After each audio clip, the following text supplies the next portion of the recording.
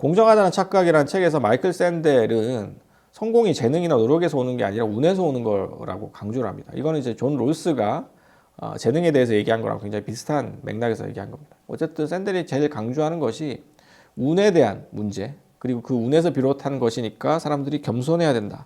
뭐 이런 이제 이야기였습니다. 그런데 저는 이 샌델의 대안에 큰 문제점이 있다고 생각을 해요. 그러니까 물론 샌델이 지적하고 있는 부분들이 많은 부분들이 타당한 부분들이 많은데, 근데 능력주의 폐해라는 거는 개인의 겸손으로 해결될 수 있는 차원의 문제가 아닙니다. 잘난 사람들한테 너네들 겸손해라 라고 얘기를 했을 때 물론 겸손하면 좋겠지만 겸손 안 하면 어쩔 건데요. 그거는 우리가 뭐 대안이라고 할 수 없는 거죠. 사실은 그거는 구걸이죠. 구걸. 그냥 성공한 사람들의 겸손을 바라는 거죠. 그런 식으로는 이 문제는 절대 해결될 수 없고요. 불평등이라는 문제는 사실은 막스 베버가 얘기한 사회적 봉쇄, 그리고 찰스 틸리라는 사회학자가 얘기한 기회비축 같은 기득권층의 의도적이고 전략적인 선택의 결과이기도 합니다. 사회적 봉쇄라는 건 글자 그대로 상층이 하층이 진입하지 못하도록 기회를 아예 봉쇄해버리는 걸 가리키고요. 기회비축은 보통 사람들은 갖기 힘든 기회를 상층 계급들은 평소에 수시로 축적해 둘 수 있다는 겁니다. 그러니까 이런 식으로 이제 기회를 비축해 두는 상층 계급이 사실은 어떤 능력주의적 경쟁을 빙자해서 사람들과의 불평등을 점점 심화시키는 그런 과정들에 대해서 샌델은 이야기하지 않습니다. 그러니까 능력주의가 나쁜 근본적인 이유는 사람들을 뭐 오만하게 만들거나 거만하게 만들거나 혹은 뭐 의기소침하게 만들어서가 아니라 그 자체가 불평등을 정당화하고 재생산하기 때문이거든요. 그런데 대안을 얘기하면서 그런 부분들을 얘기하지 않고 단지 운을 얘기하고 사람들 겸손을 얘기한다면 불평등이 재생산되는 구조를 절대 건드릴 수 없게 되는 것이죠. 그래서 이 운 불평등과 인위적 불평등이 합작을 해서 불평등의 악순환이 이제 일어나는 거죠. 교육 불평등이 취업 불평등으로 이어지고, 취업 불평등이 소득과 자산의 불평등으로 이어지고, 이것이 다시 계급 불평등으로 이어져서 다시 자식들한테 세습되는, 그러니까 이런 불평등의 악순환 과정, 이런 인위적 불평등과 운의 불평등이 콜라보레이션 되어 있는 이 불평등의 악순환 과정을 멈추지 않고서는 불평등이라는 것이 해결되기 어렵다라는 거죠. 그래서 능력주의의 무서운 점은 이런 불평등의 두 가지 차원을 모두 다 은폐하고 구조적인 문제들로부터 우리의 시선을 다른 곳으로 돌린다라는 점입니다. 그래서 이런 부분들을 좀 주목할 필요가 있다라고 말씀드리고 싶습니다. 저는 그 문제를 우리가 좀 더 명확히 인지할 필요가 있다라고 생각을 해요. 그러니까 불평등이라든가 가치관이, 대중의 가치관 인식이라든가 민주주의라는 것이 따로따로 떨어진 문제가 아니라 서로 밀접하게 관련되어 있다라는 것이고, 그리고 우리가 자본주의 사회를 살아가고 있는데 자본주의 원리하고 민주주의 원리는 항상 상충합니다. 자본주의 원리는 1원 1표제죠. 100원을 가지면 100표를 가지고 1000원을 가지면 1000표를 가지는 사회, 그게 자본주의 사회인데, 반면에 민주주의 사회는 존재 한 명당 한 표죠. 그 사람이 부자든 가난한 사람이든 그 존재는 똑같은 권리를 가진다는 거니까. 이 두 가지 원리는 상충할 수밖에 없는데, 자본주의 원리가 민주주의 원리를 압도해버리는 사회에서는 어떻게 해서 형식적 민주주의까지는 가는데 실질적 민주주의로 진전되기 어렵습니다. 실질적 민주주의까지 가려면 자기 표현 가치도 높아져야 되고, 사회 경제적인 평등에 대한 인식도 되게 예민해져야 되고, 타자에 대한 배려, 관용 이런 것들도 생겨야 되고, 여러 가지 조건들이 통과돼야 되는데, 이제 그런 부분들이 사실은 실질적 민주주의로 가기 힘든 이유 중에 하나거든요. 그래서 불평등을 해소하기 위해서 이제 뭐 우리나라 사람들이 많은 이제 뭐 실제로 제도적인 조치를 취했는데, 이런 조치를 취할 때마다 능력주의에 이제 내면화된 사람들은 역차별이다뭐 이런 얘기를 해요. 예컨대 뭐 장애인에 대한 어떤 그 배려 조치도 역차별이라고 얘기하고, 또 뭐 지역에서 지방에서 이제 고등학교를 다니는 사람한테 지역균등 뭐 전형이라든가 이런 것들을 하더라도 이런 사람들이 차별을 받고 대학에 가서 그런 방식으로 수많은 역차별 논란들이 생겨나는 것들이 결국은 우리나라의 능력주의가 얼마나 강하게 작동하고 있는 걸 보여주는 또 방증이라고 생각합니다. 결국 뭐 해결 방향은 저는 공정이 아니라고 생각해요. 공정, 뭐 과정의 공정 이런 것들에 대해서 사람들이 계속 집착을 하고 얘기를 많이 하는데, 과정에 대해서 우리가 아무리 바꿔봐야, 시험제도 아무리 바꿔봐야 사실은 문제 해결되기 힘듭니다. 문제가 해결되려면 특권을 해소해야 됩니다. 그러니까 우리는 사실 지금 우리가 하고 있는 일은 음식물 쓰레기를 산더미처럼 쌓아놓고 계속 파리가 꼬인다라고 얘기를 하면서 불평불만을 늘어놓는 거랑 마찬가지로 생각해요. 그러니까 그 음식물 쓰레기 크기가 바로 특권의 크기입니다. 우리는 특권 자체를 줄이지 않고서는, 격차 자체를 줄이지 않고서는 이 공정성이라는 문제를 결코 해결할 수 없다라는 거. 그리고 이 격차라는 문제, 승자 독식이라는 문제가 한국 사회 모든 영역에 다 퍼져 있다라는 거. 저는 대통령부터가 한국에서는 특권적인 자리라고 생각해요. 자기 정치적 이유를 가지고 자신의 뭐 정적이라든가 정치적 친구라든가 혹은 재벌들을 마음껏 사면할 수 있는 그런 대통령은 전 세계에 한국밖에 없습니다. 법을 초월해 있는 존재. 그게 바로 대통령이고. 그러다 보니까 매번 대선 때마다 이 난리가 벌어지는 거예요, 사실은. 이권이 너무 많이 걸려 있는 거죠, 대통령이라는 존재. 그리고 국회의원도 마찬가지입니다. 소선거구제, 다수대표제라는 한국의 특성. 1등한테 모든 것들을 다 몰아주는.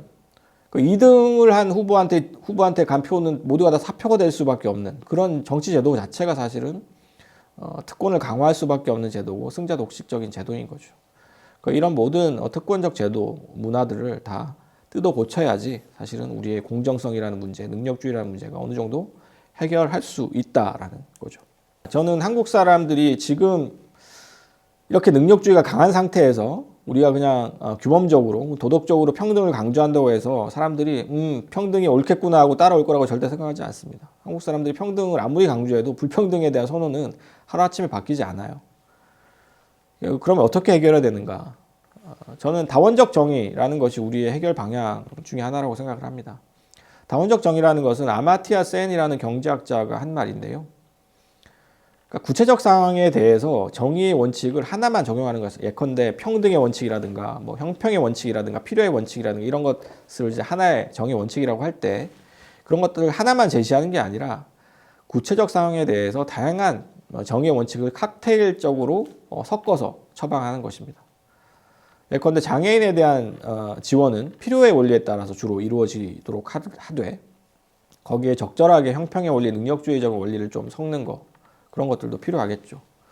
또 여성들이 똑같은 일을 하고도 남성보다 이유 없이 그 노동의 가치를 적게 받고 월급을 훨씬 적게 받는 거는 실제로 엄연히 지금 사회 현실이거든요. 그랬을 경우에 우리는 능력주의 원칙을 거기에 적절히 적용할 필요가 있습니다. 능력주의가 무조건 나쁘다라고 배격할 것이 아니라. 그러니까 이렇게 각각의 배분의 원리를 적용될 영역을 잘 구별을 해서 거기에 맞춰서 사회적 기준들을 다소 복잡하더라도 입체적으로 마련할 필요가 있다. 그런 것들이 바로 다원적 정의라는 원칙입니다. 결국은 이렇게 다원적 정의와 특권 해소를 하는 것이 잉그라트가 말하는 효과적 민주주의이고 우리식대로 표현하면 실질적인 민주화 과정이라고 생각을 해요. 아까도 말씀드렸듯이 우리나라는 집단적으로 불평등을 해결해 본 경험이 없습니다. 서구 사회 같은 경우에는 2차 대전 직후에 그리고 대공황 직후에 집단이 모여서 계급적인 어떤 타협 그리고 평등화를 했던 기억이 있습니다. 그래서 지금 이제 미국에서 뭐 새로운 뉴딜 정책 이런 얘기도 나오는 것인데 한국은 그런 경험이 없는 사회예요. 그래서 더더욱 더 힘든 것이죠. 평등으로 가기가. 하지만 우리는 집단적인 해법 말고 개별적인 해법으로는 절대 평등으로 갈 수가 없습니다. 그러면 집단적인 해법은 어떻게 가능한가? 결국은 정치죠, 정치. 결국은 가난한 사람들이 너무나 과소대표되고 있고 부자들은 과대대표되고 있는 지금의 어떤 정치적 상황들을 바꿔나가는 거 그런 것들이 필요하고요. 그래서 사회 경제적 불평등에 대한 정치적 합의를 어떻게 할 것인지를 조금 더 고민해야 된다라는 거죠. 또 한 가지 소개할 만한 어떤 뭐 제도적인 해법이 있다면 샘 피지게티 같은 이제 전문가들이 얘기하고 있는 이야기인데 최저임금 연동 최고임금제라는 게 있습니다. 맥시멈 웨이지라는 제도인데, 그러니까 그 CEO 같이 돈을 엄청나게 많이 버는 사람들의 임금을 자기가 고용한 사람의 그 평범한 평직원들 임금과 연동시키는 겁니다. 혹은 그 사회의 최저로 돈을 버는 사람들과 연동시키는 겁니다. 그래서 이 주커버그라고 해서 뭐 엄청난 돈을 그냥 쓸어가는 것이 다 당연하다고 생각할 것이 아니라 너무 많은 부는 그 자체로 사회적인 악이다라는 어떤 합의를 가지고 너무 적게 가져가는 사람의 어떤 그 격차를 줄여나가는 것이죠. 이게 되게 좀 망상처럼 들리지만 이미 미국의 포클랜드 시에서 시 조례로 통과가 됐습니다. 그래서 포클랜드 시 같은 경우에는 그 시에 적을 두고 있는 기업의 CEO가 자기가 고용한 중간 직원 임금의 뭐 몇백 배 이상을 초과할 경우에 세금을 더 내야 되는 이제 그런 조례가 통과가 됐고요. 그러니까 사실상 이게 이제 불평등의 세금을 매긴 인류 최초의 사례라고 이제 평가를 많이 받는데, 영국 노동당에서도 이 사례를 보고 이제 급여 비율 정치를 본격적으로 좀 노동당 정책으로 도입하려고 하는 움직임도 지금 있습니다. 그러니까 전 세계는 지금 신자유주의 20년을 지나면서 불평등에 대한 문제의식들이 굉장히 무르익고 있습니다. 한국만 지금 불평등에 대해서 지금 손 놓고 있는 상황이거든요. 이런 부분들에 대해서 우리도 지금 더 이상 불평등을 그대로 놔둬서는 안 된다라는 합의 같은 것들이 필요합니다. 제가 질문 드리고 싶은 것은 과연 지금 현재 대한민국 사회에서 집단 지성이 가동하고 있는가, 집단 지성이 작동하고 있는가에 대한 의문이 들거든요. 실제 이제 뭐 대선 후보들조차도 스스로가 이제 공정이나 어떤 자기 정의를 이야기하지만 그 양대 진영 속에서 자기들 진영 논리만 가지고 이야기하고 있는 사항들, 그리고 그 속에서 정치는 오히려 기득권들을 더 확대하려고 하고 또 특권들을 더 누리려고 하는 부분들이 계속적으로 나타나지 않습니까? 지금 현재 한국 사회의 정치 그리고 한국 사회 불평등이라는 문제는 되게 미국과도 좀 유사한 측면들이 있다고 생각을 해요. 해커와 피어슨이라는 정치학자가 미국의 이제 경제적 불평등이 굉장히 심한 것을 가지고 왜 그럴까 이제 연구를 하다 보니까 이 불평등이 경제적 이유만이 아니라 사실은 정치적인 이유가 있다라고 이제 밝혀냅니다. 그 정치적인 이유가 뭐냐면 공화당 민주당의 양당 체제예요.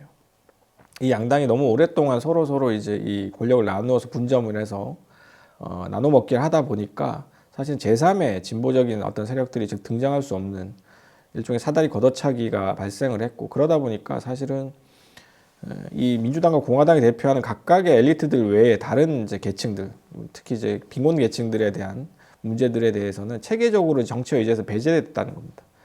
이 정치적 의제에서 배제됐다 보니까 이 불평등에 대한 문제가 사회적으로 전혀 논의가 되지 못하고, 논의가 안 되니까 당연히 정책도 안 나오겠죠. 그러다 보니까 이제 불평등이 점점 더 심각해졌다라는 것인데, 저는 지금 한국의 정당 역시도 미국과 굉장히 유사한 상황으로 오랫동안 굳어져 왔다라고 생각을 하고요. 그리고 2000년대 초반에 잠깐 민주노동당이라는 진보 정당이 잠깐 뭐 10석의 의석을 얻은 이후부터는 지금까지는 계속해서 양당의 독주, 그리고 그나마 비례대표제를 강화하겠다라는 움직임에 대해서 편법과 꼼수를 동원을 해서 이 정당들이 다 그걸 막아섰고, 결국 더 이제 기득권만 강해지는 그 결과가 지금 대선의 이 아수라장이라고 생각을 합니다. 자기네들이 마음껏 아무 짓이나 해도 국민들이 어쩔 수 없다는 걸 알거든요. 이걸 막아서기 위해서는 우리가 다시 시민사회가, 제가 이제 흔히 하는 표현으로는 소셜 임파워먼트라고 하는데, 이게 사회력이라는 표현을 쓰는데 저는 사회력이 없기 때문이에요. 그러니까 사회가 정치권을 제도적으로 문화적으로 견제를 하고 그들이 마음껏 자기네들이 하고 싶은 대로 하지 못하도록 해야 되는데, 이제 그런 힘들을 어느샌가 상실을 한 것이죠. 이 부분을 살려내기 위해서 필요한 것이 결국 우리는 어떤 정당이 됐든 어떤 조직이 됐든 새로운 어떤 조직된 힘 같은 것들이 필요한 것이다라고 생각을 합니다. 제가 최근에 어느 택시기사분이랑 얘기를 나누다가 택시기사분이 그런 말씀 하시더라고요. 국회의원들 특권이 너무 세다. 국회의원 놈들 너무 이제 나쁜 놈들이다. 이런 얘기를 하시면서 국회의원 수를 줄이자고 얘기하시더라고요. 그래서 저는 이해가 안 돼서, 아니 국회의원 수를 줄이면 그 사람들 특권은 더 커진다. 생각을 해보시라고. 시장에서 어떤 그 배추 가격이 떨어지려면 공급이 늘어나면 배추 가격이 떨어지지, 공급을 줄이면 배추 가격이 올라가지 떨어지냐. 그러니까 국회의원이 그렇게 특권이 문제다라고 생각하시면 국회의원을 1000명으로 늘리자라고 말씀을 하셔야 된다라고 말씀드렸습니다. 그러니까 사실은 우리나라의 엘리트들, 변호사도 마찬가지고 이런 사람들이 자신들의 특권을 유지하는 방법은 명확합니다. 공급을 제한하는 거예요. 한국처럼 변호사가 적은 나라가 없거든요. 그런데 왜 이 사람들이 변호사를 더 못 뽑게 하냐면 자기네들의 특권을 유지하기 위해서입니다. 그리고 이런 조직된 이 전문가 집단을 견제할 수 있을 만한 사람들은 정치가들 뿐인데, 정치가들 역시 한통 속이기 때문에 그런 특권들이 절대 사라지지 않는 것이죠.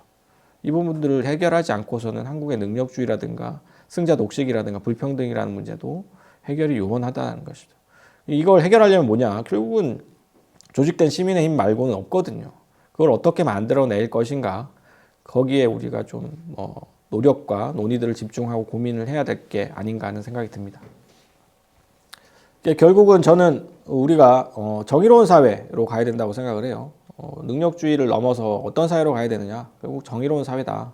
그러니까 우리 한때 사실은 고도 성장에 강한 동기를 부여준 연료로 능력주의가 쓰였던 때도 있었지만 이제는 이게 효율적이지도 않고 옳지도 않은 손절의 대상이 됐다라고 생각을 해요. 그래서 저는 능력주의를 마음의 화석 연료라고 부르거든요. 그래서 우리는 이제 화석 연료랑 좀 천천히 작별할 때가 됐다. 그래서 이제 이 옳지도 않고 사람들한테 상처만 주고 피해자만 양산하는 이 능력주의와 천천히 결별하면서 우리 새로운 사회로 나가야 된다. 결국은 저는 희망은 있다라고 생각해요. 한국 사람 70%가 의료 영리화에 반대한다는 설문조사가 있습니다. 결국 한국 사람들은 스스로가 구체적으로 경험한 복지에 대해서, 효능감을 경험한 복지에 대해서는 얼마든지 또 평등이라는 가치를 수용한다라는 구체적인 증거라고 생각을 하고요.